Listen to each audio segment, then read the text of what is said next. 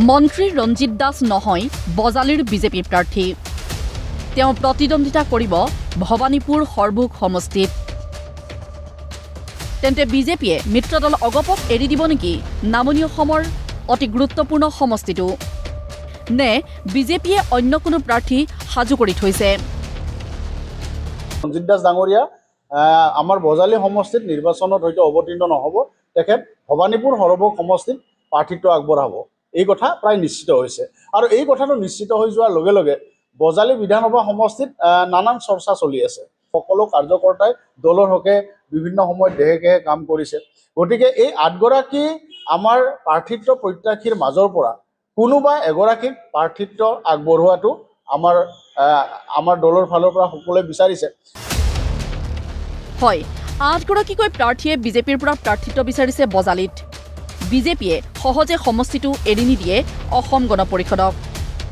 অসম গণ পৰিষদ দলে যি ধৰণে প্ৰতিটো সমষ্টিয়ে বিচাৰিছে, বৰপেটাও বিচাৰিছে, ভৱানীপুৰ সৰভোগো বিচাৰিছে, আপোনাৰ মুখৰ পৰা শুনিলোঁ, বজালীও বিচাৰিছে, তেনেহ'লে আমি বিজেপিয়ে ক'ত খেলিম? তেতিয়াহ'লে যদি প্ৰতিটো সমষ্টি এজিবিকে লাগে, বিজেপিয়ে ক'ত খেলিব? এইটো খিলঞ্জীয়া মানুহৰ এটা সমষ্টি। গতিকে ইয়াত বিজেপিকে মূলতঃ বিচাৰিছে। যদি অসম গণ পৰিষদ দল এটা সময়ত দুৰ্গ আছিলে বুলি কোৱা হয়। প্ৰাৰ্থিত্বৰ দৌৰত আছে বিজেপিৰ ৰাজ্যিক মুখপাত্ৰ এইজন কমল কুমাৰ মেধি আৰু জিলা সভাপতি খগেন চৌধুৰী। আন্দোলনত এটা অৱৰ্ণনীয় পৰিৱেশ হৈছিলে। বিজেপি কৰ্মী ঘৰৰ পৰা কাৰ্যকৰ্তাসকলে ঘৰৰ পৰা ওলাব নোৱাৰা হৈছিলে। সেই সময়ত মোৰ ঘৰত আক্ৰমণ হৈছিলে, মোৰ ঘৰৰ শিল মাৰিছিলে, মোৰ ঘৰত দৰ্জা ভাঙিছিলে, মোৰ ঘৰত সন্মুখত টায়াৰ জ্বলাইছিলে, মোক CRPF মোতায়েন কৰিব লগা হৈছিল মোৰ ঘৰত। কিন্তু তৎসত্ত্বেও কিন্তু মই থমকি ৰোৱা নাছিলোঁ। বিজেপিৰ এই আগ্ৰাসন মানি লোৱা নাই অগপই। দলটোৰ মতে মিত্ৰতাত সন্মানৰ প্ৰশ্ন জড়িত। বিগত নিৰ্বাচনত বিজেপিক সন্মান কৰিছিল, এইবাৰ অগপক কৰক। এবাৰ আমাৰ ষ্টেণ্ডিং বিধায়ক থকাৰ পিছতো আমি ভাৰতীয় জনতা পাৰ্টীৰ লগত মিত্ৰতা ধৰ্ম পালন কৰি আমাৰ সেই সময়ৰ ভাৰতীয় জনতা পাৰ্টীৰ সভাপতি ৰঞ্জিত দাস ডাঙৰীয়াক সন্মান প্ৰদৰ্শন কৰি আমি ছিটটো এৰি দিছিলোঁ আৰু লাগি ভাগি বিপুল ভোটত তেখেতক আমি জয়যুক্ত কৰিছিলোঁ। আৰু এইবাৰ মিত্ৰতা ধৰ্ম পালন কৰিয়ে মিত্ৰতাত থাকি NDA হিচাপে বজালী সমষ্টিৰ পৰা আমি অসম গণ পৰিষদ দলে নিৰ্বাচনত অৱতীৰ্ণ হ'ম বুলি কিছু সিদ্ধান্ত আমি আগবাঢ়ি গৈছোঁ। অৱশ্যে অগপৰ দাবী, সমষ্টিটোত আজিও ৰঞ্জিত দাসেই প্ৰাসংগিক। ৰঞ্জিত দাসৰ ক্ষেত্ৰত আপোচ কৰিলেও আন কাৰো কথা মানিবলৈ নাই।